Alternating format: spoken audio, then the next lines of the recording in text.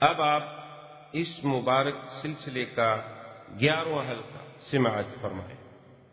ایک صحابی نے، بلکہ اس روایت میں یوں بھی آتا ہے کہ حضور پاک نے خود بھی سنا کہ ایک آدمی جو ہے اس نے بیل جو ہوتے ہیں نا جی، اس کے اوپر اس نے سامان لدا ہوا ہے، اور اس کے بعد جناب وہ بڑا، جیسے آپ دیکھتے ہیں نا جی، یہ تو ہمارے دیہاتوں میں بھی اور شہروں میں بھی بلکہ عام ہوتا ہے، اپنا بیل گاڑیاں جنہیں آپ کہتے ہیں کہ گاڑی ہے اور بیل بیچارے کھینچ رہے ہیں، لیکن بعض دیہات میں لوگ بیل کے اوپر بھی سامان لاد دیتے ہیں، سامان لاد کے جا رہے ہیں تو بیل بول پڑا، کہا کہ انا لم اخلق بہذا، انی لم اخلق بہذا، کہ میں اس لیے تو پیدا نہیں کیا گیا کہ میرے اوپر بوجھ برداری کی جائے، خلقت للحرث، ہم تو کھیتی باڑی کے لیے اللہ نے ہمیں پیدا کیا ہے کہ ہم سے ہل چلائے جائیں، ہم سے وہ کام لیا جائے جو کھیتی باڑی کا ہوتا ہے، نہ کہ ہم سے وہ کام لیا جائے جو اونٹ سے اور خچر سے اور گدھا سے لیا جاتا ہے۔ تو جب بکرا یتکلم تو لوگ حیران ہو گئے کہ البقرہ تو یتکلم، کہ ایک گائے بیل بات کر رہا ہے۔ حضور نے فرمایا انی اؤمن ابی بکر و عمر، میرا ایمان ہے کہ بکرا بھی بات کرتا ہے اور ابو بکر و عمر کا بھی اس پہ ایمان ہے رضی اللہ تعالی عنہما۔ تو یہ احادیث مبارک جو ہیں یہ بھی سیدنا ابو بکر صدیق رضی اللہ تعالی عنہ کے شان میں اتری۔ اور اسی طرح آپ دیکھیں حضرت علی کا فیصلہ سنیں رضی اللہ تعالی عنہ۔ حضرت علی، سیدنا علی رضی اللہ تعالی عنہ، حیدر کرار شیر خدا رضی اللہ تعالی عنہ نے فرمایا کہ من فضلنی علی ابی بکر، کہ جس بندے نے میری شان کو ابو بکر کی شان سے بڑھایا یا کسی کی شان کو ابو بکر کی شان سے بڑھایا، تو فرمایا کہ علیہ حد المفتری، جو افطرا کرنے والے کی حد ہوتی ہے 80 کوڑے، میں اس کو 80 کوڑے ماروں گا، کہ ابو بکر سے کون افضل ہو سکتا ہے؟ اللہ کے نبی کے بعد اگر افضل ہے تو وہ سیدنا ابی بکر رضی اللہ تعالی عنہ ہے۔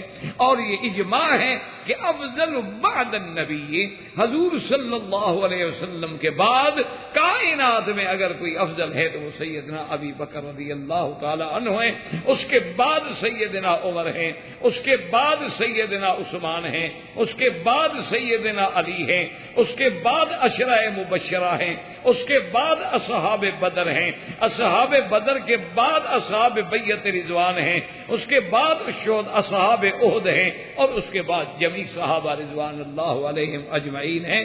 اور یہ بات عقیدہ اہل سنت والجماعت میں ہے، یعنی اس بندے کو اہل سنت کہلانے کا حق نہیں ہے جو حضور صلی اللہ علیہ وسلم کے بعد ابی بکر و عمر کی فضیلت کا قائل نہ ہو۔ تو اللہ تبارک و تعالی نے یہ عظمت اور یہ شان جو تھا وہ بھی سیدنا ابی بکر رضی اللہ تعالی عنہ کو عطا فرمائے۔ اور اسی لیے آپ اندازہ کریں کہ سیدنا ابو بکر رضی اللہ تعالی عنہ، ایک حدیث مبارک میں واقع آتا ہے کہ ایک دن آمنہ کے لال سیدنا محمد الرسول اللہ صلی اللہ علیہ وآلہ وسلم جو ہیں وہ ایک باغ میں تشریف لے آئے، اور آپ نے صحابی کو حکم دے دیا کہ میرے اس احاطے کے اندر میری اجازت کے بغیر کوئی داخل نہ۔ اور حضور صلی اللہ علیہ وسلم کنویں پہ آگے بیٹھ گئے، کنویں کی منڈیر پہ، اور اپنی ٹانگیں مبارک جو تھی وہ کنویں میں ڈال کے ایسے لٹکا کے بے تکلفی سے بیٹھ گئے۔ تھوڑی دیر گزری تو بعد میں آنے والا کون ہے؟ ابو بکر۔ اجازت مانگی، صحابی نے آ کے عرض کیا، آپ نے فرمایا فأذن لہ، فرمایا دروازہ کھول دو، فبشروا بالجنت، اور جنت کی خوشخبری بھی دے۔ تو اب حضور کے بعد اگر آنے والا ہے تو وہ بھی ابی بکر رضی اللہ تعالی۔ اللہ نے یہ مقام بھی، اور پھر اس کے بعد حضرت عمر آئے، حضرت عثمان آئے۔ اچھا خدا کی شان دیکھیں کہ حضرت ابو بکر جب آئے تو حضور کے دائیں جانب اسی منڈیر پہ جگہ تھی وہیں بیٹھ گئے، حضرت عمر آئے تو بائیں جانب بیٹھ گئے، حضرت عثمان آئے تو یہ جگہ ختم ہو گئی تھی تو وہ کنویں کی منڈیر پہ حضور کے سامنے جا کے بیٹھ گئے۔ تو بڑے بڑے محدثین نے لکھا ہے کہ اللہ کو بھی یہی فیصلہ منظور تھا کہ اسی طرح قبر میں ابو بکر و عمر تو ساتھ ہوں لیکن عثمان سامنے جنت البقیع الغرقد میں جا کے دفن۔ اللہ تبارک و تعالیٰ کو شاید فیصلہ بھی اسی طرح منظور تھا۔ اسی طرح ایک دفعہ حضور صلی اللہ علیہ وسلم صحابی کہتے ہیں کہ حضور آئے، عن یمینہ ابی بکر وعلی یسارہ عمر، حضور آ رہے ہیں اور دائیں ہاتھ آپ کے ابو بکر ہے اور بائیں ہاتھ پہ آپ کے حضرت عمر ہیں اور حضور درمیان میں آ رہے ہیں. وہ کہتے ہیں حضور صلی اللہ علیہ وسلم جب ہم صحابہ میں آ گئے اور ہمیں فرمایا ہاکذا نبعث یوم القیامہ، اسی طرح ہم قیامت والے دن اٹھیں گے کہ میرے داہنے ابو بکر ہوگا اور میرے بائیں جو ہے وہ عمر ہوگا رضی اللہ تعالی عنہما. تو اللہ تبارک و تعالی نے یہ عظمت اور یہ مقام جو ہے وہ بھی سیدنا ابو بکر صدیق رضی اللہ تعالی عنہ کو عطا فرما. اور اسی طرح دیکھیں علماء نے لکھا ہے اور صحابہ نے لکھا ہے، بڑی بڑی روایات میں موجود ہے کہ جب حضور کی وفات ہو گئی تو صحابہ گھبرا گئے. اور کیسے نہ گھبراتے، خاتم الانبیاء صلی اللہ علیہ وسلم کی وفات ہے. اب سب سے پہلے مسئلہ تو یہ پیدا ہو گیا کہ بھی حضور صلی اللہ علیہ وسلم کی وفات کے بعد دفن کہاں کیا جائے. یہ کوئی معمولی بات تو تھی نہیں، اور صحابہ کے لیے یہ زندگی میں پہلا واقعہ تھا کہ اللہ کے نبی کی وفات ہو جائے. صحابہ نے کوئی روزانہ تو کئی دفعہ تو انبیاء کی وفات نہیں دیکھی تھی کہ تجربہ ہو. صحابہ گھبرا گئے، پریشان ہو گئے، مشورہ شروع ہو گیا. بعد نے کہا کہ بھئی حضور صلی اللہ علیہ وسلم کو مسجد نبوی میں دفن کر دیتے. آپ نے یہ مسجد اپنے ہاتھوں سے بنائی ہے، اس سے اچھی جگہ کون سی ہو سکتی. بعد نے کہا بھی نہیں ایسا نہ کرو، بلکہ حضور کو یہاں سے لے جا کے مکہ شریف دفن کیا جائے، کیونکہ آپ کا مولد جو ہے وہ تو مکہ ہے اور پھر اللہ کا گھر ہے اور وہاں ایک نیکی کا اجر جو ہے وہ 100,000 ہے، 1,00,000 ہے. حضور تو بعد نے کہا کہ حضور صلی اللہ علیہ وسلم کو بیت المقدس دفن کیا جائے. یعنی مختلف آراء، صحابہ پریشان. تو اب سب صحابہ نے جب یہ پریشانی کا مسئلہ پیش ہوا تو سیدنا ابی بکر رضی اللہ تعالی عنہ سے رجوع کیا گیا. ابا بکر آپ کا کیا فیصلہ ہے؟ آپ نے فرمایا کہ میں نے خود نبی علیہ الصلوۃ والسلام سے سنا ہے ما قبض نبی الا دفن فی محلہ، کہ اللہ کے نبی جہاں وفات پائیں، جہاں روح مبارک قبض ہو اسی جگہ دفن کیا جائے. کہا یہ حدیث رسول اللہ صلی اللہ علیہ وسلم ہے، لہذا اللہ کے نبی کا دفن جو ہے اسی جگہ ہوگا جہاں حضور صلی اللہ علیہ وسلم کی وفات ہوئی ہے، یعنی حجرہ عائشہ رضی اللہ تعالی عنہ میں. تو اس مسئلے کو بھی پورے صحابہ میں حل کرنے والے صرف سیدنا ابو بکر رضی اللہ تعالی. اب اسی طرح حضور صلی اللہ علیہ وسلم کے میراث کا مسئلہ کہ بھی حضور صلی اللہ علیہ وسلم کا میراث کیسے تقسیم کیا جائے، کیونکہ حضور صلی اللہ علیہ وسلم کے بیٹے تو فوت ہو گئے، حضور صلی اللہ علیہ وسلم کی بیٹیاں ہیں. اچھا، اور اللہ کی شان یہ ہے کہ حضور کی 2 بیٹیاں بھی بی بی رقیہ وہ بھی فوت ہو گئیں، بی بی فاطمہ الزہرا ہیں، اور بی بی زینب کی بھی وفات جو ہے بعد میں قریب میں ہو گئی.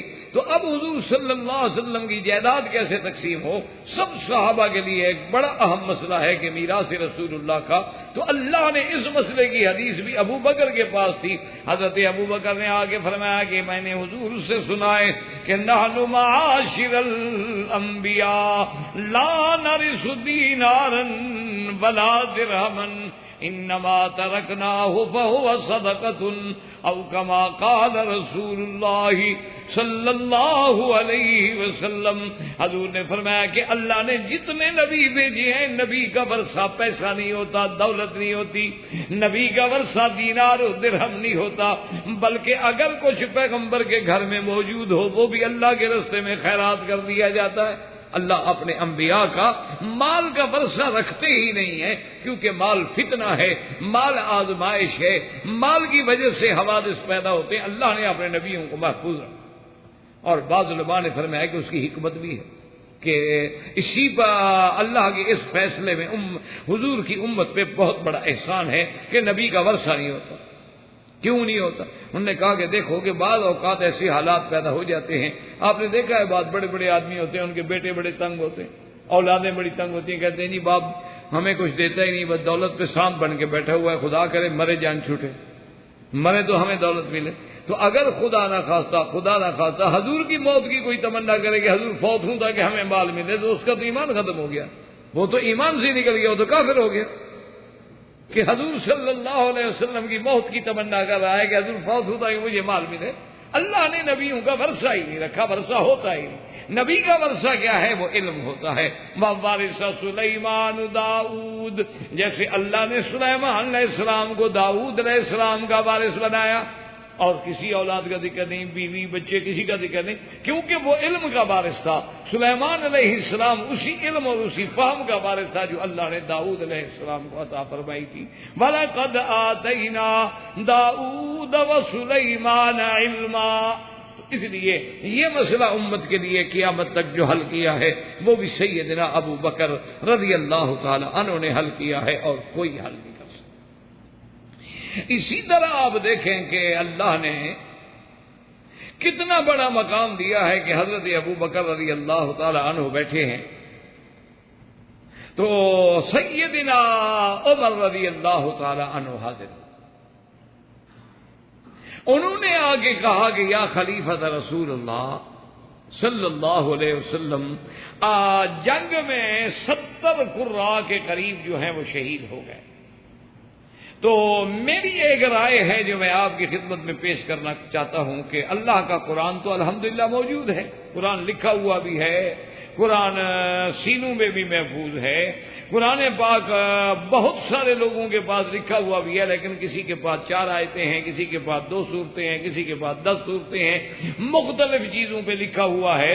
تو اگر خدا نہ کرے خدا نہ کرے خدا نہ کرے اسی طرح قراء شہید ہوتے چلے جائیں تو نعوذ باللہ ہو سکتا ہے کہ قرآن کا علم اللہ ہم سے اٹھا لے۔ تو لہذا آپ خلیفہ رسول اللہ ہیں، آپ اس کی فکر کریں کہ قرآن جمع ہو کے ما بین الدفتین، ما بین اللوحین جو ہے جمع ہو جائے تاکہ قرآن محفوظ ہو جائے اور قیامت تک اس میں کوئی تغیر تبدل، کوئی زیادتی، کوئی نقصان نہ کیا جا سکے۔ حضرت ابو بکر نے سوچ کے کہا، انہوں نے کہا عمر بات تو تم ٹھیک کر رہے ہو، لیکن میں وہ کام کیسے کروں جو حضور نے نہیں کیا؟ کیف افعل؟ حضرت عمر نے کہا کہ دیکھو نا، حضور صلی اللہ علیہ وسلم نے تو آپ نے تو قرآن لکھوایا ہے، آپ نے یا تو قرآن لکھنے سے منع فرمایا، حضور نے تو خود حکم دیا ہے کہ قرآن لکھا جائے، بلکہ حضور تو سختی فرماتے تھے کہ قرآن کے علاوہ کوئی چیز نہ لکھی جائے، تاکہ ایسا نہ ہو کہ میری حدیث کو قرآن میں ملا دیا جائے، کلام رسول اور کلام خدا میں فرق بھی نہ ہو سکے۔ تو لکھنے کا حکم تو حضور نے دیا ہے، اور صحابہ حضرت زید کاتب الوحی ہیں، حضرت علی کاتب الوحی ہیں، حضرت معاویہ کاتب الوحی ہیں رضوان اللہ علیہم اجمعین، یہ سب کاتب الوحی ہیں، یہ تو وہ لوگ ہیں جنہوں نے وحی لکھا ہے۔ اللہ تبارک و تعالی رحمت فرمائے، یعنی یہ تو اجلہ صحابہ ہیں، بڑے صحابہ ہیں جن سے اللہ نے یہ کام لیا ہے کہ وحی کو لکھتے تھے، جب وحی اترا تو حفاظت کرنے والے یہ ہیں۔ حضرت ابو بکر نے کہا حضرت عمر بات تو تمہاری بالکل ٹھیک ہے، یہی ہوتی ہے تفقہ کے دین کی بات کو سمجھنا، اسی کا نام ہوتا ہے فقہ۔ اب دیکھیں کہ بظاہر تو حضور نے یہ حکم تو نہیں دیا تھا کہ قرآن کو جمع کر کے اسی طرح دفتین میں رکھا جائے، نہ حضور نے اپنی زندگی میں اسی طرح بین اللوحین قرآن کو جمع کرایا ہے۔ تو آج نعوذ باللہ کوئی آدمی کہہ دے گی یہ تجھی بدعت ہے کیونکہ حضور نے نہیں کرایا ہے، تو بعد میں آخر ابو بکر عمر نے کیا ہے نا، تو یہ کتنی بڑی جسارت اور بے ادبی ہوگی۔ دیکھنا یہ ہوتا ہے کہ کیا قرآن کے لکھنے کا حکم موجود ہے، قرآن کی حفاظت کا وعدہ اللہ نے فرمایا ہے، اب اس کی حفاظت کے لیے جتنے اسباب اختیار کیے جا سکتے ہیں وہ کیے جائیں گے۔ اب حضور کے زمانے میں تو پریس نہیں تھا، جو بھی لکھتے تھے اپنی قلم سے لکھتے تھے، آج اگر کوئی پریس میں چھپوا لے وہ کہے گی یہ بھی بدعت ہے، حضور کے زمانے میں تو پریس میں نہیں چھپا قرآن۔ تو اسی کو آدمی کو چاہیے کہ اللہ کے فرمان اور فرمان رسول عربی کو سمجھنے کی کوشش کرے کہ دیکھنی پڑتی ہے کہ بنیاد کیا ہے، ورنہ اس طرح تو پھر پورا دین ختم ہو جائے گا۔ اگر آج آپ جا کے طواف شروع کر دیں اور 10 طواف روز کے کریں، اور ایک آدمی آ کر آپ سے پوچھے کہ 10 طواف روز کے کرنے پر کوئی حدیث ہے؟ اسی طرح اگر آپ مثلا ہر ہفتے میں مدینہ شریف جائیں یا طائف جائیں اور عمرہ کریں، اور وہ آپ سے کہے کہ جناب یہ ہفتے میں ایک عمرے کرنے پر بھی کوئی حدیث مبارک ہے، تو پھر آپ کیا پیش کر سکتے؟ تو پھر اس طرح تو سارے دین کا نعوذ باللہ پورا دین ہی ختم ہو جائے گا۔ تو اس لیے حضرت ابو بکر رضی اللہ تعالیٰ عنہ کہتے ہیں کہ حضرت عمر یہ بات کر کے چلے گئے، میں سوچتا رہا، شرح اللہ صدری، اللہ نے میرا سینہ کھول کہ بات ٹھیک ہے۔ تو آپ نے سب سے پہلے حضرت زید کو بلایا اور حکم دیا کہ قرآن جمع کرو. حضرت زید نے بھی عرض کیا کہ ابا بکر میں وہ کام کیسے کروں جو حضور نے نہیں کیا. آپ نے فرمایا یہی بات کا فکر مجھے بھی تھا، لیکن اب مجھے بات سمجھ آ گئی ہے کہ یہ کرنا جو ہے خلاف سنت نہیں ہے، بلکہ یہ منشاء رسول ہے، مقصد ہے حفظ قرآن. قرآن محفوظ کرو. کیسے محفوظ ہو؟ سینوں میں بھی محفوظ ہو، دفینوں میں بھی محفوظ ہو، صحیفوں میں بھی محفوظ ہو، ہمارے گھروں میں بھی محفوظ ہو، کتابت میں بھی محفوظ ہو، لفظاً و معنن بھی محفوظ ہو. تو لہذا حضرت زید نے قرآن پاک کو جمع کرنے کا کام شروع کیا. تو اول یعنی قرآن کا جامع کون ہے؟ حضرت ابو بکر. حضرت ابو بکر نے کام شروع فرمایا. بال کے قرآن کی جمع کا کام حضرت عثمان پہ آ کے ختم ہوا، یعنی ختم حضرت عثمان کے زمانے میں ہوا، لیکن اس کی ابتدا کرنے والے کون ہیں؟ حضرت ابو بکر رضی اللہ تعالی عنہ ہے. تو اس لیے قیامت تک جو بندہ بھی قرآن پڑھے گا تو اس کا ثواب سیدھا حضرت ابو بکر کو جائے رضی اللہ تعالی عنہ کہ اول من امر بجمع القرآن، اس قرآن کو جمع کرنے والا جو ہے وہ حضرت ابو بکر رضی اللہ تعالی عنہ. اور اسی طرح اب آپ دیکھ لیں کہ سیدنا ابو بکر رضی اللہ تعالی عنہ، یعنی اتنا بڑا کام، یہ کوئی معمولی بات نہیں ہوتی کہ جمع قرآن. آپ تو ایسے کہہ دیں گے نا قرآن کا جمع ہونا، لیکن قرآن کا جمع کرنا یہ اتنی بڑی سعادت ہے، یہ اتنا بڑا مرتبہ ہے، یہ اتنا بڑا مقام ہے جو کسی کو نہیں ملا امت میں. سب سے پہلے سیدنا ابو بکر رضی اللہ تعالی عنہ کو ملا ہے اور کسی کو نہیں. اور اسی طرح اب آپ دیکھیں کہ جمع قرآن کے ساتھ حضور صلی اللہ علیہ وآلہ وسلم کی وفات کے بعد اگر مرتدین سے قتال کا کام ملا ہے تو کس کو ملا ہے؟ اور قتال کرنے والا کون ہے؟ سیدنا ابی بکر رضی اللہ تعالی عنہ. مسیلمۃ بن الکذاب کا مقابلہ کیا تو حضرت ابو بکر نے. مانعین زکوٰۃ کا مقابلہ کیا تو حضرت ابی بکر نے. مرتد اعراب و قبائل کا مقابلہ کیا تو حضرت ابی بکر رضی اللہ تعالی عنہ نے. یہ سارا مقام جو ہے یعنی قیامت تک دین کی حفاظت کا کام جو ہے اللہ نے سیدنا ابو بکر رضی اللہ تعالی عنہ سے لیا ہے، جو اور کسی کو نصیب نہیں. یہ عظمت جو ملی ہے تو سیدنا ابو بکر رضی اللہ تعالی عنہ کو ملی ہے اور کسی کو نصیب نہیں ہوئی کہ جمع قرآن اور قتال ردہ. یعنی یہ اتنا بڑا کام تھا کہ حضرت عمر جیسا آدمی بھی کانپ گیا. حضرت عمر جیسا آدمی کانپ گیا. اتنا بڑا آدمی ہے حضرت عمر.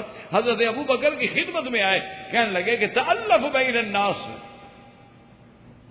حضرت عمر نے آ کے حضرت صدیق سے کہا کہ حضرت ابو بکر مہربانی کرو، لوگوں سے بھی ہم الفت کے ساتھ پیش آؤ، نرمی کے ساتھ پیش آؤ. یہ کیا آپ نے حکم جاری کر دیا ہے کہ مانعین زکوٰۃ جو ہیں ان کے ساتھ میں قتال کروں گا؟ وہ نماز پڑھ رہے ہیں، وہ کلمہ پڑھ رہے ہیں، آپ قتال کریں گے؟ حضرت عمر رضی اللہ تعالی عنہ نے حضرت عمر کو ابو بکر صدیق نے دیکھا اور فرمایا اچھا تم مجھے ان کے ساتھ رعایت کا مشورہ دینے کے لیے آئے ہو. جبار فی الجاہلیت و خوار فی الاسلام. اسلام سے پہلے تو بڑا بہادر بنتا تھا، ہر بات پہ تلوار لے کے آتا تھا مقابلے کے لیے. اسلام لانے کے بعد کمزور ہو گئے، جاؤ ہٹ جاؤ. واللہ لو بلغونی اکان لقاتلتموہ.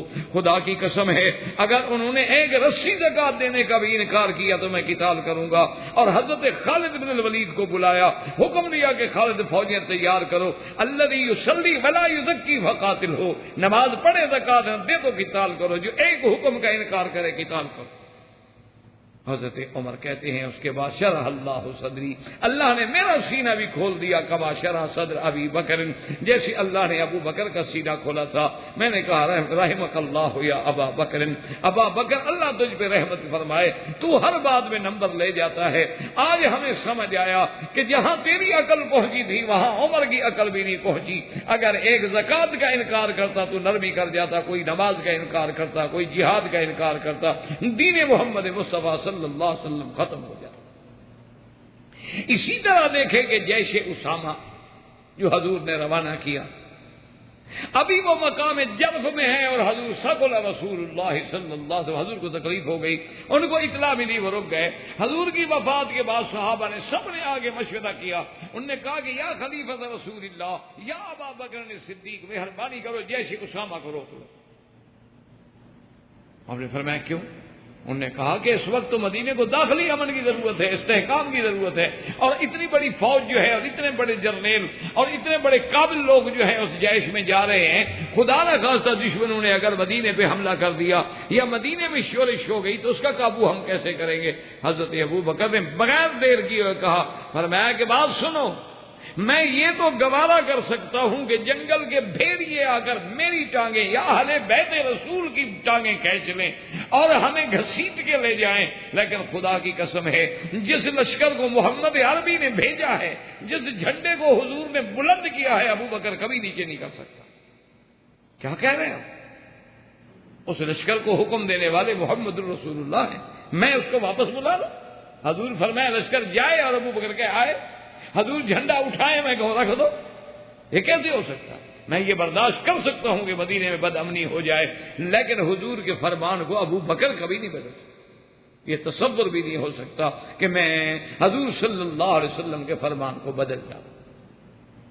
اور اسی طرح یاد کریں کہ حضور صلی اللہ علیہ وسلم، جیسے میں نے ابتداء بحث میں یاد ہوگا انشاءاللہ بتلایا تھا کہ اہل سنت والجماعت کے نزدیک تو خلافت منسوخ نہیں ہوتی کہ قرآن کا حکم ہو کہ فلاں خلیفہ ہوگا فلاں خلیفہ ہوگا۔ یہ تو بعض روافض کہتے ہیں کہ خلافت منسوخ ہوتی ہے، ہمارے 12 ائمہ جو ہے منسوخ ہیں، لیکن جب کہو جی قرآن کی آیت پڑھو تو آیت کوئی نہیں پڑھ سکتے۔ بڑے سے بڑا زور لائیں تو وہ آیت جو خلفائے راشدین کے لیے آئی ہے نا، وعد اللہ الذین آمنوا منکم وعملوا الصالحات لَيَسْتَخْلِفَنَّهُمْ فِي الْأَرْضِ كَمَا اسْتَخْلَفَ الَّذِينَ مِنْ قَبْلِهِمْ۔ اللہ پاک نے فرمایا میرا وعدہ ہے تم میں سے جو لوگ ایمان لائے، جو عمل صالح کیے جنہوں نے، ان کو ہم زمین میں خلافت عطا فرمائیں گے۔ یعنی اللہ نے یہاں باتیں فرمایا، ایک استخلاف فی الارض وَلَيُمَكِّنَنَّ لَهُمْ دِينَهُمُ الَّذِي ارْتَضَىٰ لَهُمْ وَلَيُبَدِّلَنَّهُمْ مِنْ بَعْدِ خَوْفِهِمْ أَمْنًا۔ یعنی 4 وعدے کیے اللہ نے، کیا ایک وعدہ زمین میں خلافت دینے کا، دوسرا تمکین فی الارض کا کہ زمین میں ہم جما دیں گے تمہاری حکومت کو، اور تیسرا وعدہ اللہ تبارک و تعالی نے فرمایا وَلَيُبَدِّلَنَّهُمْ مِنْ بَعْدِ خَوْفِهِمْ أَمْنًا، کہ اس کے بعد خوف ختم ہو جائے گا اور پوری دنیا میں امن و امان قائم ہو جائے گا۔ استخلاف فی الارض، تمکین فی الارض، زمین میں خلافت کا ملنا، زمین میں جم کے حکومت کرنا، اور اس کے بعد خوف کو امن میں بدل دینا، یہ 3 وعدے ہیں۔ ایمان سے کہیں اگر ہم یہ وعدے 12 ائمہ کے بارے میں کہیں کہ 12 امام مراد ہیں یا بنو عباس والے مراد ہیں یا بنو امیہ کے بعد والے لوگ مراد ہیں، اللہ تو فرماتے آمنو منکم، جب یہ آیت اتری ہے اس وقت جو تم میں سے ایمان لا چکے ہیں، یہ تو ابھی پیدا ہی نہیں ہوئے، ان کے ساتھ وعدہ کیسے ہو گیا؟ اللہ کا قرآن ہے، اب گھر میں کھول کے ترجمہ پڑھ لیں کہ وعد اللہ الذین آمنوا منکم، جو ایمان لا چکے ہیں تم میں سے، یعنی وقت نزول آیت جو تم میں سے ایمان لا چکے ہیں، تو ان 12 میں سے تو ایک بھی ابھی پیدا نہیں ہوا۔ اچھا زیادہ سے زیادہ ہم کہیں کہ حضرت علی کو یہ آیت شامل ہے تو صیغہ جمع کا ہے آمنوا وعملوا الصالحات، یہ ہمارے اہل سنت کا عقیدہ ہے کہ حضرت علی کو بھی شامل ہے، لیکن سب سے پہلے ابو بکر، عمر، عثمان و علی کو شامل ہے۔ اب دیکھیں گے اس وقت وہ ایمان بھی لا چکے ہیں، اعمال صالحہ بھی کر چکے ہیں، اور پھر اللہ نے فرمایا لَيَسْتَخْلِفَنَّهُمْ فِي الْأَرْضِ، اور اس کے بعد اللہ نے فرمایا کہ وَلَيُمَكِّنَنَّ لَهُمْ دِينَهُمُ الَّذِي ارْتَضَىٰ لَهُمْ وَلَيُبَدِّلَنَّهُمْ مِنْ بَعْدِ خَوْفِهِمْ أَمْنًا۔ اگر اس سے 12 ہم مراد لیں تو ان کو نہ تو تمکین فی الارض ملی ہے، نہ ان کو کبھی زمین میں خلافت ملی ہے، نہ ان کو اس کے بعد انہوں نے دین میں امن قائم کیا ہے، یہ تو صرف اگر ملا ہے تو ابو بکر، عمر، عثمان و علی کو ملا ہے رضوان اللہ علیہم اجمعین، کہ خلافت بھی ملی، دین کو استحکام بھی ملا، اور کیسر و کسرا تک جنہوں نے اپنے قدموں میں راؤنڈ ڈالے۔ اس لیے کسی نے کیا خوب کہا ہے کہ کیسر و کسرا کے در و بام ہلائے کس نے؟ ابو بکر کے علاوہ کون ہے وہ کہ ان پہ اور تمکین فی الارض ایسی ہے ماشاءاللہ کہ پوری دنیا میں امن۔ پوری دنیا میں امن ہے، کوئی تصور نہیں کر سکتا ہے نقصان ہونے کا۔ یعنی آپ اندازہ فرمائیں کہ پانی ملانا دودھ میں تو چھوٹا سا جرم ہے۔ حضرت عمر رات کو گشت کر رہے ہیں، ایک عورت اپنی بیٹی کو کہتی ہے کہ بیٹی جلدی کر دودھ میں تھوڑا سا پانی ملا دے۔ اس نے کہا نہیں اماں جان، حضرت عمر ناراض ہوں گے۔ اماں کہتی ہے بیٹی کیا کر رہی ہو؟ عمر کوئی دیکھ رہا ہے؟ اس نے کہا عمر نہ دیکھے لیکن عمر کا خدا دیکھ رہا ہے۔ یعنی پانی ملانے کا جرم گھر کی چار دیواری میں کرنے کی کوئی ضرورت نہیں کر سکتا ہے۔ اور حضرت ابو بکر صدیق رضی اللہ تعالیٰ عنہ دیکھیں، حضور کی وفات ہے، اعراب میں ارتداد ہے، مسیلمۃ الکذاب کا زور ہے، 70,000 فوج ہے مسلمہ کی، جس نے نبوت کا دعویٰ کیا ہے جھوٹا۔ لیکن حضرت ابو بکر نے حکم دیا صحابہ کو کہ نہیں، ٹکرا جاؤ مسلمہ سے، میں کچھ نہیں، نبی کا دشمن ہو، جھوٹی نبوت کا دعویٰ کرے اور زمین پہ زندہ رہے اور ابو بکر کی حکومت میں، اور میں اڑا دو مسلمۃ بن الکذاب کو، اور اس مرتد کو مٹانے والا اور قتل کرانے والا سیدنا ابو بکر رضی اللہ تعالیٰ عنہ ہے۔ تو یہ یعنی مسلمۃ الکذاب کا ختم کرنا، جھوٹی نبوتوں کو مٹانا۔ اسی لیے حضرت ابو الحسن علی ندوی رحمۃ اللہ علیہ، اللہ ان کی قبر پہ کروڑوں رحمتیں فرمائے، انہوں نے ایک کتاب لکھی تھی، اس کا نام جو رکھا تھا نا، اس نام میں ساری کتاب کا خلاصہ آ جاتا ہے۔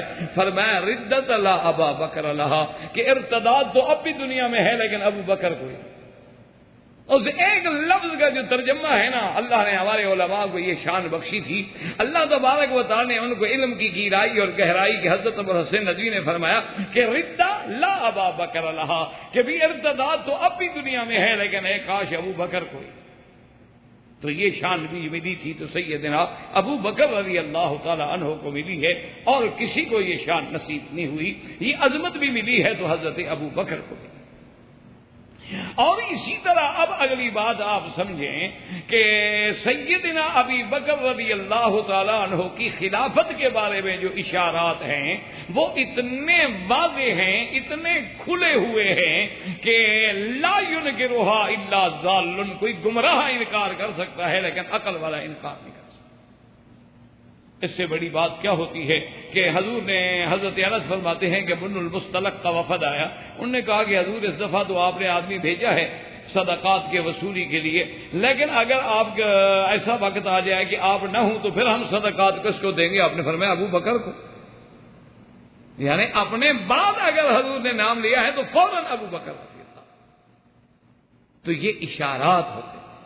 اسی طرح حضور صلی اللہ علیہ وسلم سے ایک عورت نے پوچھا کہ یا رسول اللہ، اب میں آگے مسئلہ آپ سے پوچھ لیتی ہوں، اگر میں آؤں اور آپ کو نہ پاؤں تو پھر میں کہا؟ فرمایا فاتح ابی بکر، ابو بکر کے پاس جاؤ۔ اچھا، اس نے کہا حضور فإن لم یاتے فإن لم اجد، ابا بکر بھی نہ ملے، فرمایا فاتح عمر، پھر عمر کے پاس جاؤ۔ انہوں نے کہا حضور اگر عمر بھی نہ ملے، فرمایا عثمان کے پاس جاؤ۔ تو اس نے کہا حضور اگر عثمان بھی نہ ملے، فرمایا پھر بہتر ہے بطن الارض خیر من ظہرہا، پھر مر جاؤ زمین میں، پیٹ میں چلا جانا بہتر ہے زمین کے اوپر رہنے سے۔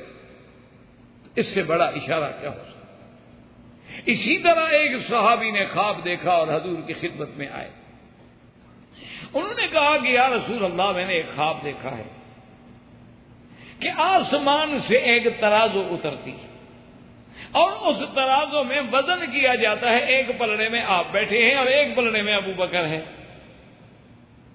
جب وزن کیا جاتا ہے تو میرا وزن نہیں فرجہ تھا، آپ کا وزن زیادہ ہو گیا، آپ سے ابو بکر ہلکے ہو گئے۔ پھر ابو بکر و عمر کا وزن کیا گیا تو پھر عمر ہلکے ہو گئے، ابو بکر کا وزن بھاری ہو گیا۔ پھر عمر اور عثمان کا وزن کیا گیا حضور صلی اللہ علیہ وسلم، تو عمر بھاری ہو گئے، اس کے بعد میزان اٹھا لی گئی تو حضور کی طبیعت جو تھی وہ پریشان ہو گئی۔ تو صحابہ نے پوچھا کہ حضور کیا پریشانی ہے؟ فرمایا پہلا تو خواب بتانے کی ضرورت ہی نہیں ہے، واضح ہے کہ بھئی میرے بعد مقام ابو بکر کا، ابو بکر کے بعد عمر کا، عمر کے بعد عثمان کا، میزان کے اٹھ جانے کا معنی یہ ہے کہ پھر فتنہ ہو جائے گا، معنی یہ ہے کہ خلیفہ عثمان شہید ہو جائے گا۔ تو حضور صلی اللہ علیہ وآلہ وآصحابہ وسلم نے جو اشارات فرمائے اس میں بھی اگر مقام ملا ہے تو ابو بکر رضی اللہ تعالی عنہ کو ملا ہے، اور اسی لیے سب سے بڑی جو صحابہ نے دیکھا عظمت ابو بکر کو کہ حضور کے مصلی پہ بھی کھڑے ہوئے تو ابو بکر کھڑے ہوئے کہ حضور نے حکم دیا کہ مروا ابا بکر فلیصلی بالناس، بعض روایات میں یہ ہے کہ ابو بکر نے 8 دن نماز پڑھائی حضور کی زندگی، لیکن جو صبح کی نماز ہے جو حضرت ابو بکر پڑھا رہے ہیں اس میں تو کوئی شبہ ہی نہیں، یعنی اتنی صریح حدیثیں ہیں کہ حضور نے فرمایا مری ابا بکر فلیصلی بالناس، اور بی بی عائشہ کہتی ہیں انہ رقیق القلب، یا رسول اللہ وہ برداشت نہیں کر سکیں گے، آپ نے مری ابا بکر، بی بی حفصہ نے بھی زینب نے بھی یہی کہا، حضور ناراض ہیں، فرمایا ان کن صواحب یوسف، کیا کر رہی ہو، میں نے حکم دیا ہے کہ ابو بکر نماز پڑھائیں۔ ابو بکر رضی اللہ تعالیٰ عنہ کو اپنے مصلی میں زندگی پہ حضور نے کھڑا فرما دیا، تو یہ مقام بھی اگر ملا ہے تو صرف ابو بکر کو ملا۔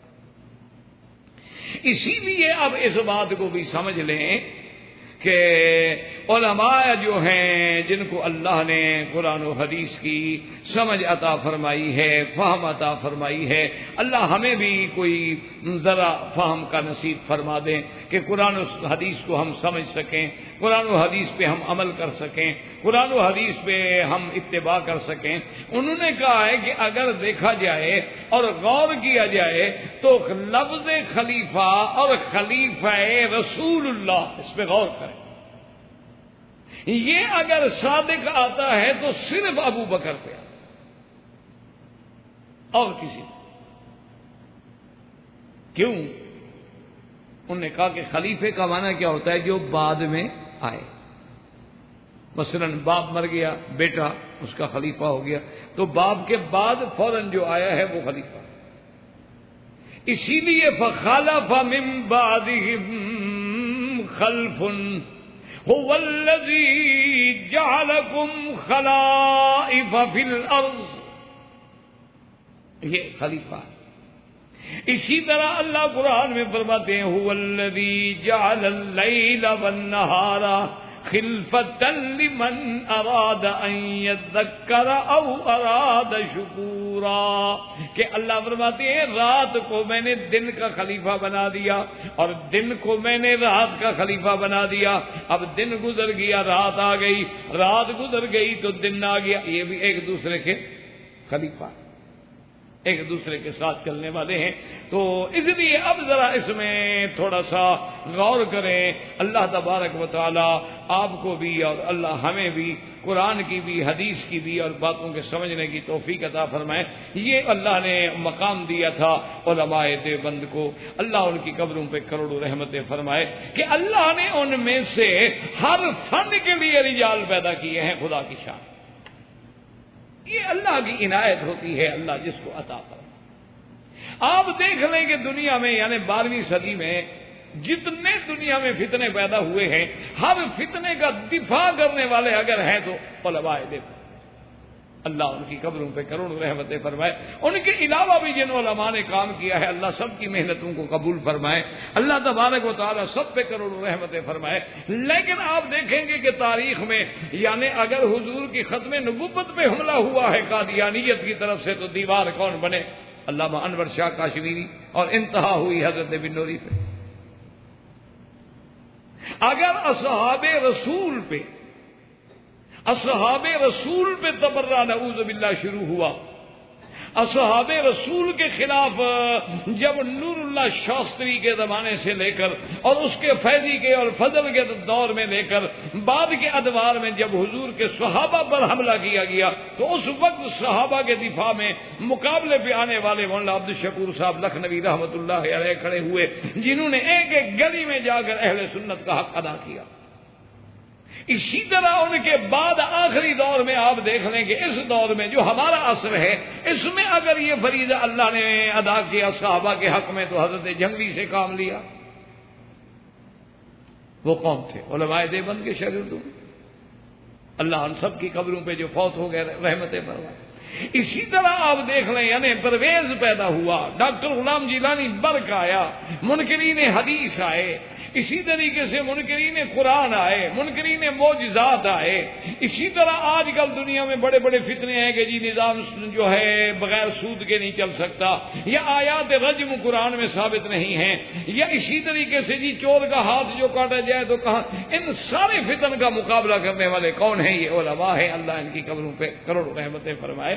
تو انہوں نے کہا کہ بات کو سمجھو، بات تو سمجھنے والی ہوتی ہے نا، اسی طرح ایک دفعہ حضرت توسوی رحمت صلی اللہ علیہ زندہ ہیں الحمدللہ، اللہ زندہ رکھے، تو ان کا ایک دفعہ مناظرہ تھا، تو ایک آدمی نے حدیث پیش کی، انہوں نے کہا جی آپ کی اہل سنت والجماعت کی حدیث میں لکھا ہوا ہے کہ بی بی فاطمہ الزہرا رضی اللہ تعالیٰ عنہ ابو بکر صدیق کے پاس گئیں اپنے والد کا میراث لینے کے لیے، لیکن ابو بکر نے نہیں دیا۔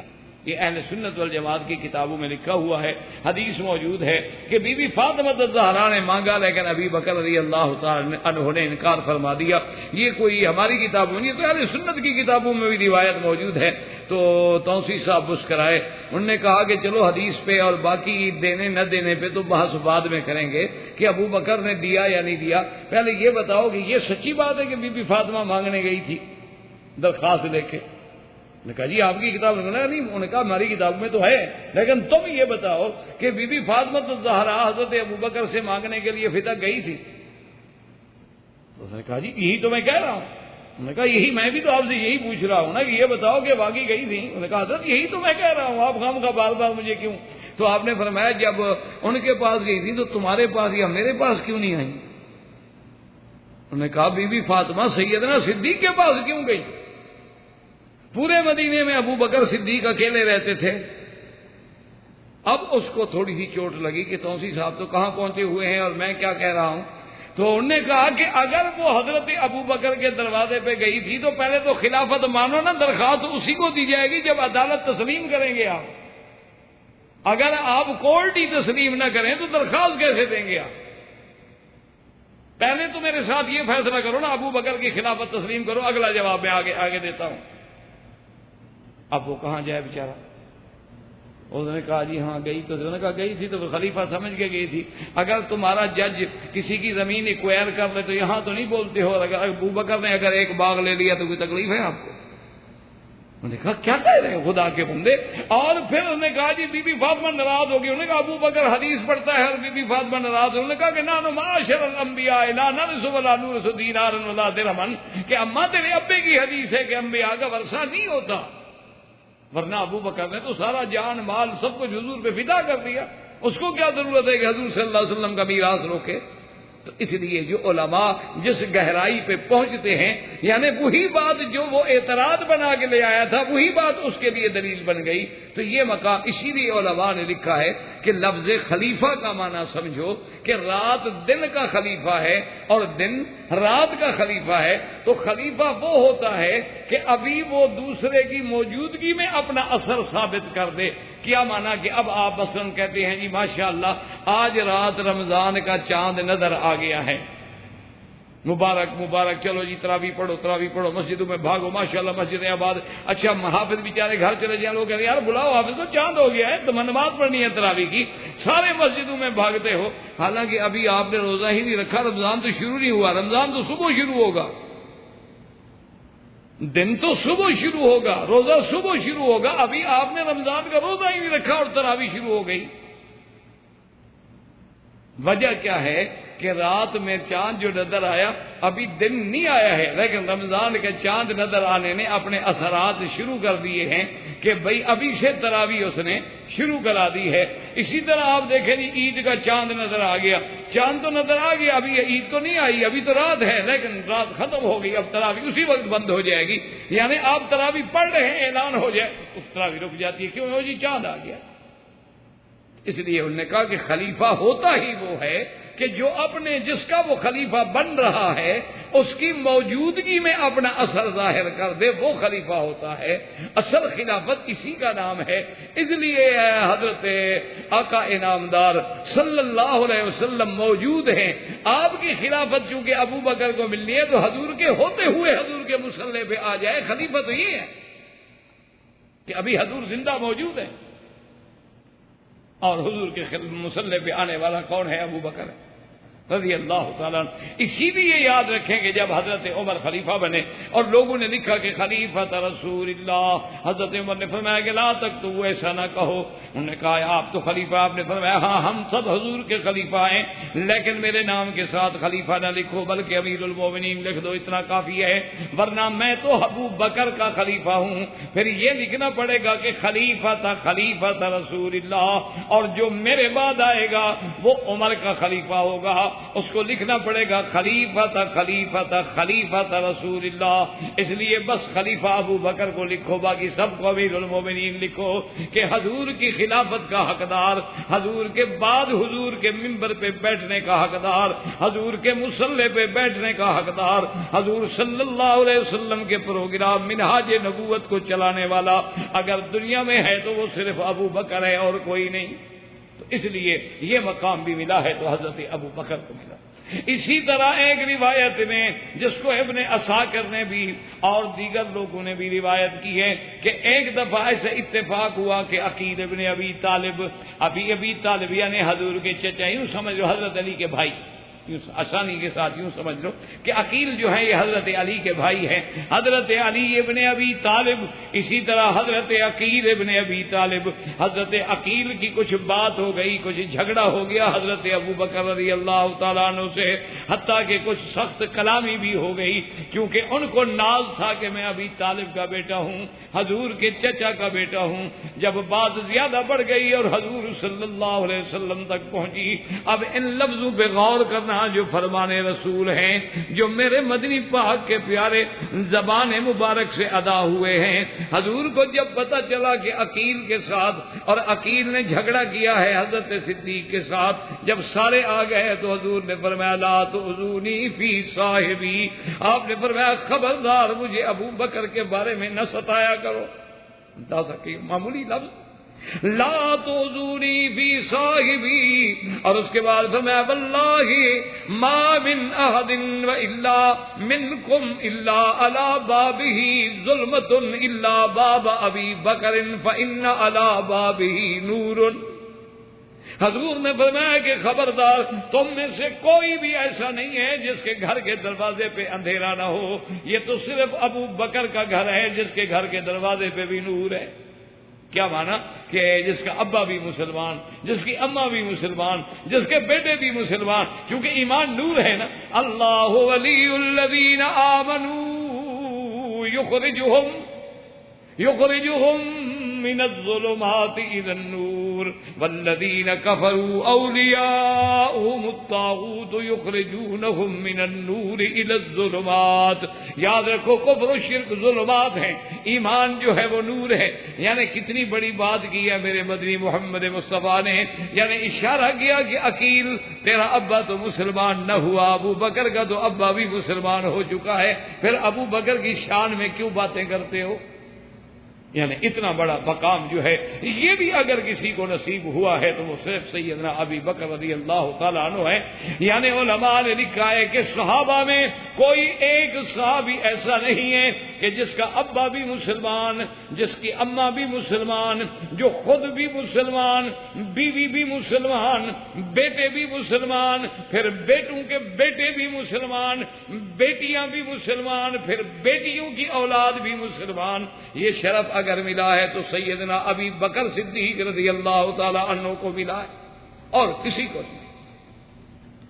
اور اسی طرح یاد رکھیں کہ یہ مقام جو ہے یعنی اندازہ فرمائیں علم کا، زہد کا، ورع کا، کہ حضور سیدنا ابی بکر رضی اللہ تعالیٰ عنہ کے بارے میں بی بی عائشہ سے جب پوچھا گیا کہ اماں بی بی حضرت صدیق کا حلیہ مبارک کیا تھا، فرماتی ہیں ابی حضا آپ سفید رنگ کے تھے اور نحیف تھے، غائر العینین ناطع الجبہۃ، اور آپ کی کمر مبارک جو تھی تھوڑی سی آپ جھک کے چلتے تھے، اور آپ کی چادر مبارک بھی ہمیشہ آپ پکڑ کے رکھا کرتے تھے، اور اس کے بعد اللہ تبارک و تعالی نے آپ کو فہم و ذکا عطا فرمایا تھا، اور تقوی کا یہ عالم تھا کہ جب بیمار ہوئے ہیں، اور دیکھیں خدا کی شان، اللہ نے اپنے نبی کی وفات جو ہے اس پر بھی زہر کا اثر ہے، اور حضرت ابو بکر رضی اللہ تعالی عنہ جب فوت ہوتے ہیں آپ پر بھی زہر کا اثر ہے۔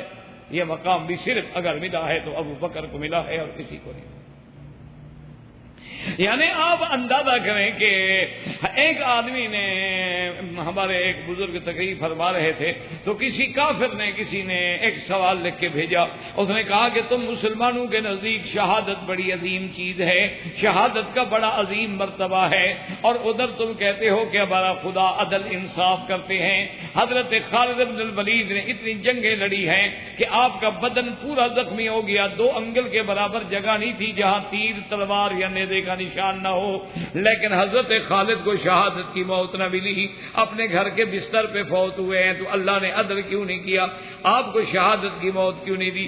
تو یہ علماء کا کام ہے، اللہ ان کی قبروں پہ، آپ نے پڑھا، آپ نے فرمایا تم نے سمجھا ہی نہیں ہے، خالد بن الولید تو سیف الرحمان ہے، وہ اگر کافر کے ہاتھ سے مر جائے تو اللہ کی تلوار ٹوٹے گی، اور اللہ اپنی تلوار کو خود تو توڑ سکتے ہیں، کسی کافر سے نہیں توڑنے دیتے۔ اسی طرح کسی نے پوچھا، اس نے کہا جی ابو بکر کو شہادت نہیں ملی، حضور نے فرمایا ما علیک الا نبی و صدیق و شہیدان۔ جب حضور احد پہ کھڑے ہیں اور پہاڑ ہلا، آپ نے فرمایا خبردار احد کیوں کانپ رہے ہو، تیرے اوپر اللہ کا نبی ہے، صدیق ہے، اور 2 شہید ہیں، عمر و عثمان کھڑے ہیں۔ تو حضرت صدیق کو بھی شہادت نہیں ملی۔ تو علماء نے جواب دیا، انہوں نے کہا تم نے مقام صدیق سمجھا نہیں ہے، اللہ نے جب اپنے نبی کو شہادت نہیں دی، نبی کا بھی نواسا حسین شہید ہوا ہے، اللہ نے صدیق کو بھی شہادت نہیں دی، صدیق کا بھی نواسا عبداللہ ابن الزبیر شہید ہوئے ہیں۔ تو جو مقام اللہ نے نبی کے لیے پسند کیا وہی صدیق کے لیے پسند کیا ہے۔ اور حضور نے فرمایا آخری وقت میں، فرمایا یا عائشہ ھذا اوان انقطاع ابہری من سم الذی اکلت بخیبر، کہ مجھے خیبر میں جو یہودی عورت نے زہر دیا تھا اس کا اثر ہے کہ میری آنتیں مبارک کٹ رہی ہیں۔ اور اسی طرح خدیرہ میں، خدیرہ ایک قسم کا جیسے آپ حلوہ بناتے ہیں یا جیسے آپ حلیم بناتے ہیں، اس کے اندر حضرت ابو بکر کو بھی زہر دیا گیا تھا۔ اور بعض علماء فرماتے ہیں کہ غار میں جس سانپ نے ڈسا تھا اس وقت تو اللہ نے محفوظ رکھا، لیکن اس سانپ کی زہر کا بھی اثر تھا کہ موت کے وقت حضرت صدیق پر بھی وہی زہر کا اثر ظاہر ہوا رضی اللہ تعالیٰ عنہ۔ تو یہ مقام بھی ملا ہے تو صدیق کو ملا ہے۔ اور یہ بھی دیکھ لیں کہ سیدنا صدیق رضی اللہ تعالیٰ عنہ کہ جب وفات کا وقت قریب آتا ہے، آپ بی بی عائشہ کو بلاتے ہیں، فرماتے ہیں اغسلی ثوبی ھذین، یہ میری 2 چادریں جو ہیں میری بیٹی ان کو دھلوا کے اسی میں مجھے کفن دے دینا۔ بی بی کہتی ہے ابا بکر کیا بات کہہ رہے ہیں ابا جان؟ فرمایا اگر اللہ نے مجھے جنت کے کپڑے پہنانے ہیں تو تیرے اس کفن سے زیادہ بہتر ہوں گے، اور اگر نہیں پہنانے ہیں تو پھر نئے کپڑے بھی کوئی قبر میں فائدہ نہیں دیں گے۔ ان نئے کپڑوں کی ضرورت ہے تو زندہ لوگوں کی ہوتی ہے، مجھے کیا ضرورت ہے، ان کی انہی میں غسل کر کے مجھے دے دیں۔ اور صحابہ کہتی ہیں کہ جب حضرت ابی بکر رضی اللہ تعالیٰ عنہ فوت ہوئے ہیں، فصلی علیہ عمر بین القبر حضور کی ممبر و قبر کے درمیان اسی جگہ جنازہ پڑھا گیا، اور جنازہ پڑھانے والا کون ہے؟ حضرت عمر رضی اللہ تعالیٰ عنہ ہے۔ اور کہتے ہیں کہ آپ کی قبر میں اترنے والا حضرت عثمان ہے، حضرت طلحہ ہے، حضرت عبد الرحمن ابن ابی بکر ہیں۔ یہ لوگ اترے ہیں جنہوں نے حضرت صدیق رضی اللہ تعالیٰ عنہ کو مزار کے اندر اتارا ہے۔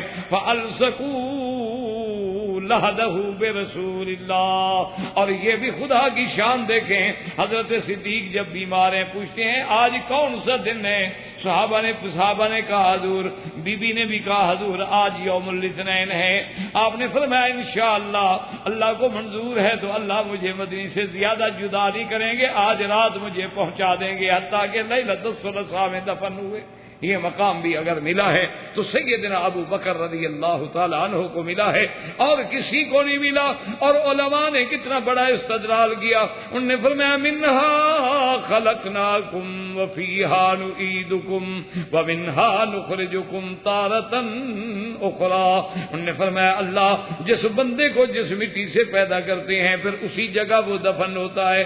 حضرت لکھنوی عبد الشکور رحمت اللہ علیہ فرماتے تھے معلوم ہوتا ہے کہ اللہ نے ابو بکر کی مٹی جنت سے لی تھی اور جنت میں پہنچا کے دفن کیا ہے۔ حضرت نوح کے سفینے میں جو کشتی میں تھے ان کو تو نجات مل جائے، جو جنت میں بھی ہوں اور روضہ محمد مصطفیٰ میں بھی ہوں، ان کے اندر کسی قسم کا شبہ کون کر سکتا ہے الا مگر جو ہدایت سے دور ہو۔ تو یہ سارا مقام جو ہے سیدنا ابو بکر کو ملا ہے۔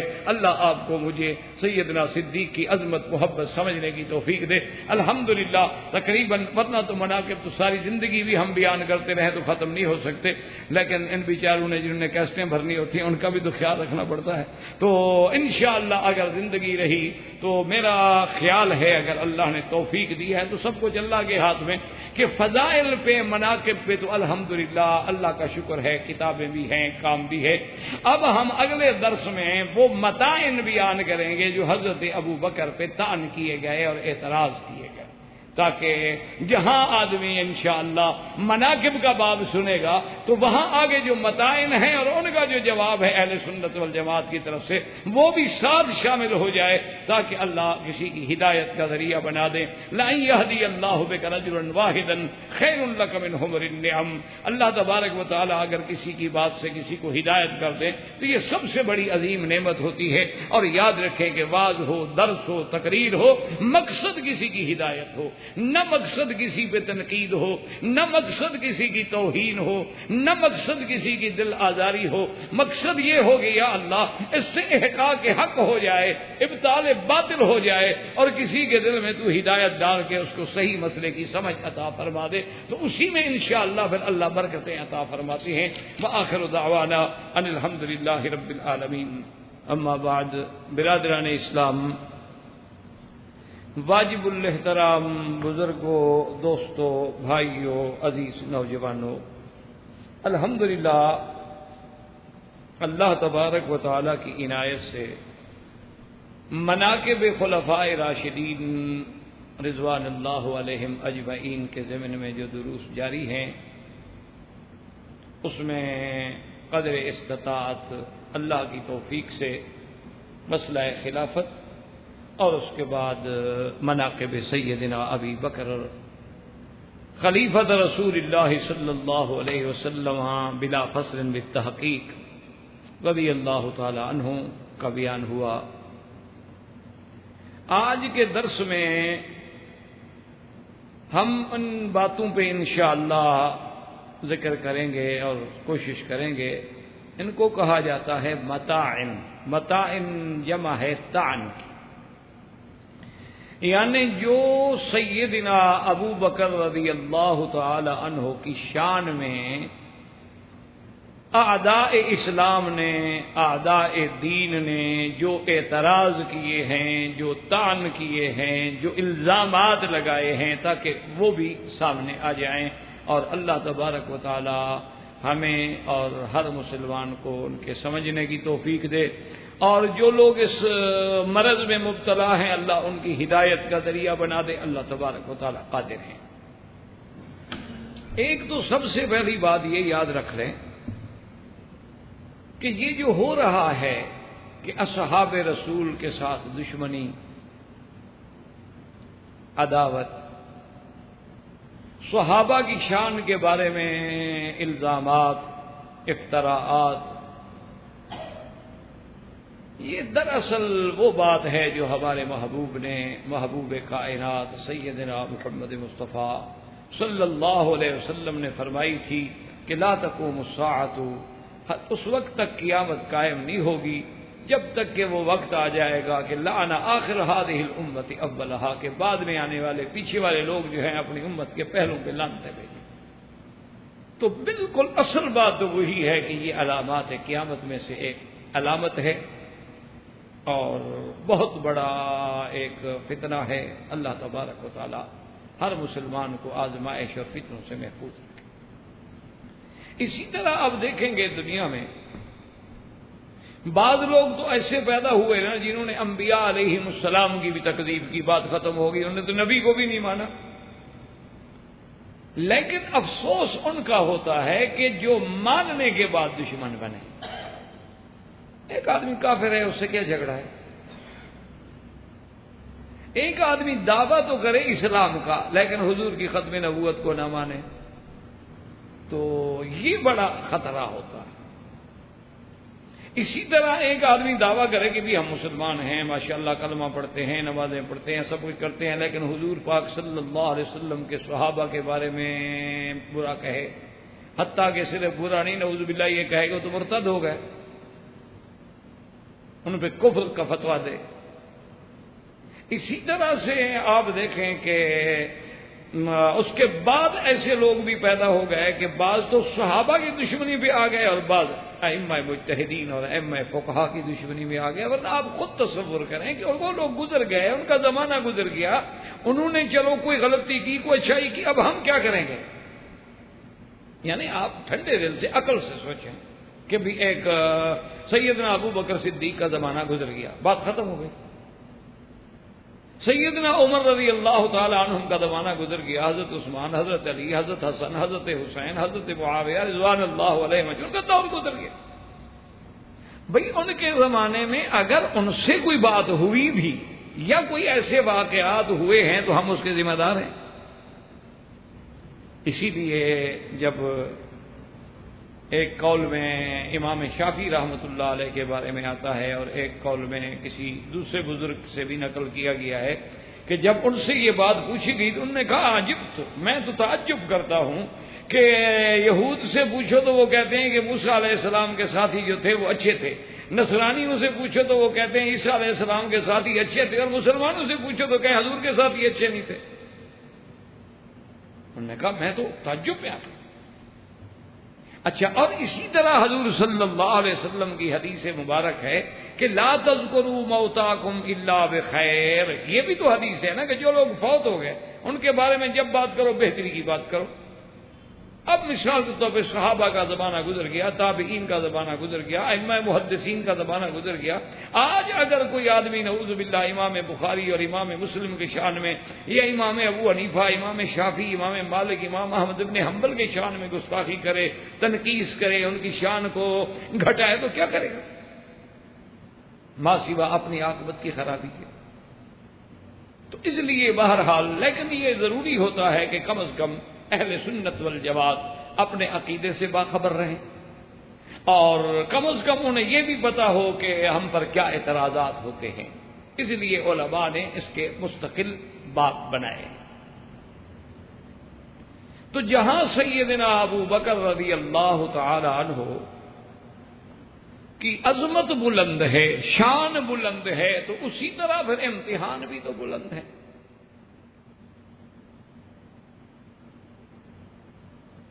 تو سیدنا ابو بکر رضی اللہ تعالی عنہ پر ایک اعداء اسلام نے جو اعتراض کیا ہے، ان کا ایک اعتراض یہ ہے کہ سیدنا ابو بکر رضی اللہ تعالی عنہ نے خالد بن الولید رضی اللہ تعالی عنہ کو امیر بنا کے ایک لشکر بھیجا۔ حضرت خالد بن الولید رضی اللہ تعالی عنہ نے فوج لے کے گئے اور اس قبیلے پہ چڑھائی کی۔ ان کا سردار جو تھا اس کا نام مالک ابن نویرہ تھا۔ تو حضرت خالد بن الولید نے مالک ابن نویرہ کو قتل کیا۔ مالک ابن نویرہ کی بیوی جو ہے وہ بہت حسین، خوبصورت اور بڑی جمال والی عورت تھی، اس کو حضرت خالد نے اپنے نکاح میں لے آئے اور اسی رات، جس رات فتح کیا اسی رات اپنے گھر میں لے گئے۔ پھر جب حضرت خالد بن الولید رضی اللہ تعالی عنہ واپس آئے تو حضرت ابو بکر صدیق رضی اللہ تعالی عنہ نے نہ تو ان سے مالک ابن نویرہ کے قتل کرنے کا قصاص لیا، نہ اس نے جو زیادتی کی کہ بھئی اگر اس کی بیوی ہے تو جب اس کا خاوند مر گیا ہے تو 4 مہینے 10 دن عدت گزارے گی، عدت کے بغیر تم نے گھر میں کیسے رکھ لی؟ چلو اگر مان لیں کافر کی بیوی تھی پھر بھی تو ایک حیض کرے، استبراء ہو، ایک حیض گزرے تو پہلے مسلمان کے لیے حلال ہوگی، تو پہلی رات کیسے حلال ہو گئی خالد بن ولید کے لیے؟ تو انہوں نے حضرت خالد پہ نہ تو قتل کا قصاص کیا، نہ زنا کی حد لگائی، اور کوئی بھی آپ نے اس کو کچھ نہ کہا۔ تو حضرت ابو بکر رضی اللہ تعالیٰ عنہ کا نعوذ باللہ کتنا بڑا جرم ہے کہ ان کا بھیجا ہوا امیر ایک آدمی کو قتل کر دیتا ہے، اس کی بیوی کے ساتھ نعوذ باللہ زنا کرتا ہے، اور حضرت ابو بکر خاموش۔ اور اسی طرح وہ اسی بات کو ایک اور چھوٹی سی روایت بھی پیش کرتے ہیں کہ حضرت عمر نے بھی آ کے جھگڑا کیا رضی اللہ تعالی عنہ نے کہ بھئی حضرت ابو بکر سے کہ یہ آپ کیا کر رہے ہیں خلیفہ رسول اللہ، اس نے اتنا بڑا کام کیا، اس کو آپ کوئی سزا بھی نہیں دے رہے، سزا تو بڑی بات ہے، کسی عہدے سے بھی نہیں معزول کر رہے، وہ اسی طرح امیر ہے۔ تو یہ الزام طعن ہے جو سیدنا ابو بکر رضی اللہ تعالی عنہ کے خلاف کتب تواریخ سے، روایات سے، سیر سے، ادھر سے ادھر سے اکٹھا کر کے لگایا جاتا۔ اب پہلی بات تو یہ سمجھیں کہ بڑے سے بڑا جرم، چلو مثلاً کسی کی آدمی کو قتل تو خالد نے کیا نا، حضرت ابو بکر نے تو نہیں کیا، اور اس کے بعد اگر اس کی بیوی کو گھر میں رکھا تو حضرت خالد نے رکھا، تو ابو بکر نے تو نہیں رکھا۔ زیادہ سے زیادہ سیدنا ابو بکر پر ہم ان روایات کو تسلیم بھی کر لیں تو یہی الزام آئے گا کہ آپ نے حضرت خالد سے قصاص کیوں نہیں لیا، حضرت خالد بن الولید پر سزا کیوں نہیں جاری کی۔ تو اگر کسی قتل کے قصاص نہ لینے سے خلافت میں کوئی شبہ ہو سکتا ہے تو حضرت علی نے تو حضرت عثمان کے قاتلوں سے قصاص نہیں لیا۔ کہاں مالک ابن نویرہ اور کہاں حضرت عثمان خلیفہ راشد، اور اسی بنا پر تو وہ ساری جنگ ہوئی جو بی بی عائشہ اور حضرت علی کے درمیان میں ہوئی ہے، اس کی سبب تو یہی قصاص عثمان ہے رضوان اللہ تعالی علیہم اجمعین۔ اللہ سب سے راضی ہے، ہمارا ایمان ہے۔ صحابہ میں بھی اختلاف ہو سکتے ہیں، مشاجرات ہو سکتے ہیں، لیکن کلن علی الحق والہدی رضی اللہ تعالی عنہم وارضا، لیکن حضرت علی رضی اللہ تعالی عنہ نے بھی تو قصاص نہیں لیا۔ اگر قصاص نہ لینے سے حضرت علی رضی اللہ تعالی عنہ کی خلافت کو کوئی نقصان نہیں پہنچتا تو حضرت صدیق کی خلافت کو کیسے نقصان ہو گیا؟ تو اس لیے اگر اس میں آپ کے پاس کوئی جواب ہے تو وہی جواب ہمارا بھی قبول فرما لیں۔ نمبر 1۔ اب نمبر 2 اب بات سنیں کہ اس میں حضرت ابو بکر رضی اللہ تعالیٰ عنہ اور حضرت خالد بن الولید رضی اللہ تعالیٰ عنہ کسی کا قصور ہی نہیں ہے کہ حضرت خالد بن الولید نے جب اس پہ چڑھائی کی ہے تو وجہ کیا تھی کہ رپورٹ ملی تھی باقاعدہ کہ مالک ابن نویرہ نے جس دن حضور پاک کی وفات ہوئی ہے اس دن اس نے اپنے گھر میں خوشیاں منائی ہیں اور اس کی عورتوں نے مہندیاں لگائی ہیں اور گانے گائے ہیں اور پورے محلے میں انہوں نے جناب مٹھائیاں تقسیم کی کہ چلو اچھا ہوا کہ حضور فوت ہو گئے۔ اور اس نے یہ بھی کیا تھا کہ جو مال صدقات جمع کر چکا تھا وہ اپنی قوم کو بلایا اور کہا کہ واپس لے جاؤ، حضور فوت ہو گئے، جان چھوٹ گئی تمہاری، اب کیا صدقات زکات دینی ہے۔ تو اب آپ بات کو سمجھیں اور بات کو سمجھنے کی کوشش کریں۔ یہ جب اطلاع ملی تھی تو لوگوں کو اور حضرت صدیق کو اطلاعات سے پتہ لگا کہ جو بندہ حضور کی وفات پہ خوشیاں منا سکتا ہے اس کا معنی تو یہ ہے کہ مرتد ہو گیا ہے وہ۔ اور اسی مالک ابن نویرہ کا بھائی ہے، اس کا نام ہے متمم ابن نویرہ، اور یہ دونوں بھائی آپس میں اتنی محبت کرتے تھے، اتنی محبت کرتے تھے کہ متمم ابن نویرہ نے مالک ابن نویرہ کے غم میں اتنے بڑے قصیدے لکھے ہیں جو آج بھی عربی کی ادب کی کتابوں میں ضرب الامثال ہیں۔ اس متمم ابن نویرہ نے خود کہا کہ میرا بھائی جو ہے وہ مرتد ہو چکا تھا، اسلام سے نکل گیا تھا۔ اتنا یعنی پیار کرنے والا بھائی تو اپنے بھائی پہ الزام نہیں لگاتا، جب مرتد ہو گیا تھا تو مرتد کا قتل کرنا تو عین اسلام ہے، حضور صلی اللہ علیہ وسلم کا حکم ہے، من بدل دینہ فاقتلوہ۔ تو اس لیے حضرت خالد بن ولید نے اگر اسے قتل کیا ہے وہ تو بالکل فرمان رسول میں کیا ہے۔ اور اللہ تبارک و تعالیٰ کی شان دیکھیں کہ جتنے مرتدین سے قتال ہوا ہے وہ ساری شان ملی حضرت ابو بکر صدیق کو ہے کہ مسیلمۃ الکذاب کا مقابلہ کیا تو حضرت ابو بکر صدیق نے کیا۔ مانعین زکات ہو کر جو مرتد ہوئے ان کا مقابلہ کیا تو حضرت صدیق نے کیا، مالک ابن نویرہ جب مرتد ہو گیا اس کے ارتداد کا مقابلہ کیا تو حضرت ابو بکر صدیق رضی اللہ تعالی نے کیا۔ باقی رہ گئی زیادہ سے زیادہ بات کہ مالک ابن نویرہ کی بیوی کو حضرت خالد نے گھر میں رکھا ہے، تو وہ بھی متمم بن نویرہ اس کا بھائی خود کہتا ہے کہ اس عورت کو مدت ہوئی وہ چھوڑ چکا تھا، لیکن سردار ہونے کی وجہ سے اپنے گھر سے نکلنے نہیں دیتا تھا۔ جیسے بڑے بڑے سرداروں کی عادت ہوتی ہے نا کہ عورت کو طلاق بھی دے دیں گے، رہے گی ہمارے کنٹرول میں، نہ آئیں گے نہ ملیں گے نہ دیکھیں گے، چھوڑ دیا جی ہم نے، لیکن جی کسی اور سے کہتے شادی کر لیں تو میری سردار کی توہین ہے، نواب کی توہین رہے گی، محل میں باہر نہیں نکل سکتی۔ تو وہ اسی قسم کا سردار تھا جس نے اس عورت کو مدتوں سے طلاق دی ہوئی تھی، تو جب مدتوں سے طلاق دی ہوئی ہے تو عدت کا تو کوئی مسئلہ ہی نہیں تھا اس کا، اور پھر وہ عدت تو تب بیٹھتی جب اس کے نکاح میں ہوتی، عدت وفات تو تب گزارتی ہے، وہ تو پہلے سے متعلقہ ہو چکی ہے۔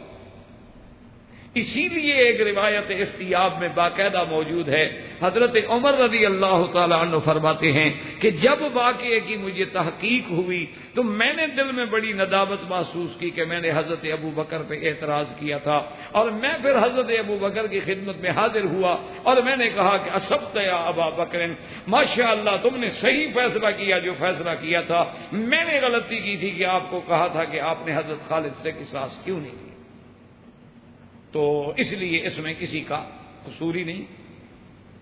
اچھا، دوسری بات یہ ہوتی ہے کہ اگر کبھی شبہ میں، مثلا ایک منٹ کے لیے بعض روایات یہ کہہ دیتی ہیں کہ مرتد نہیں تھا، لیکن اگر شبہ بھی ہو جائے نا کسی بات میں، اور شبہ میں کوئی مسئلہ ہو جائے تو اس کا قصاص حضور پاک نے بھی نہیں دیا۔ اس کی باقاعدہ حدیثوں میں مثال موجود ہے کہ ایک قوم کے بارے میں حضور صلی اللہ علیہ وسلم نے سرایہ جیسے بھیجتے ہیں، حضرت خالد بن الولید کو امیر بنا کے بھیجا کہ فلاں قبیلہ فلاں قبیلہ فلاں قبیلہ فلاں علاقہ فلاں علاقہ سارا جاؤ، جو ٹھیک ہیں ان سے مال زکوٰۃ وغیرہ صدقات لے کے بیت المال میں بھیجو، اور جو لوگ اسلام سے دور ہو چکے ہوں ان کو سرکوبی کرو اور ان سے قتال کرو۔ اچھا، حضرت خالد بن الولید رضی اللہ تعالیٰ عنہ ایک خاص قبیلہ ہے، اس کی قوم ہے، اس کے کافی جوان ہیں، ان کے قبیلے کی طرف جب حضرت خالد بن الولید رضی اللہ تعالیٰ عنہ بڑھے تو ان کو یہ اطلاع پہلے دی گئی کہ وہاں کے لوگ جو ہیں اسلام تو لائے تھے لیکن اب پھر گئے ہیں۔ حضرت خالد بن الولید رضی اللہ تعالیٰ عنہ نے چڑھائی کی۔ اچھا، ان کو جب پتہ لگا کہ حضرت خالد بن الولید آ رہے ہیں تو بعض روایات میں آتا ہے کہ وہ بیچارے خوشی کے مارے ہتھیار لے کے گھروں سے باہر نکل آئے، جیسے ہمارے پٹھان ہیں نا شادی پر بھی خوشی کرتے ہیں چاہے دولہے کو بھی گولی لگ جائے۔ یہ بادشاہ لوگ ہیں، خوشی کریں گے تو بندوقیں چلا کر خوشی کرتے ہیں، کلاشنکوف چلا رہے ہیں، خوشی ہو رہی ہے، خوشی کیوں؟ شادی ہے بھائی، شادی کا بندوق سے کیا تعلق ہے؟ اس کا کام مارنے سے، اس کا کام شادی خوشی سے ہے۔ کوئی عقل ہے بھلا؟ لیکن عقل ہو تو پھر خان کیسے بنے؟ خان کا معنی یہی ہوتا ہے۔ تو بہرحال میرے کہنے کا مقصد یہ ہے کہ وہ جناب خوشی سے بیچارے نکلے کہ حضور کے صحابہ کا ہم استقبال کریں گے۔ وہ جب آئے تو حضرت خالد نے کہا بھی وہ رپورٹ ٹھیک تھی کہ یہ دین سے پھر گئے تو ہتھیار لے کے آئے، انہوں نے کہا حملہ کرو۔ اچھا، جب حملہ ہوا تو وہ کہیں سبانا سبانا سبانا۔ سبانا کا معنی ہوتا ہے کہ ہم نے باپ دادے کا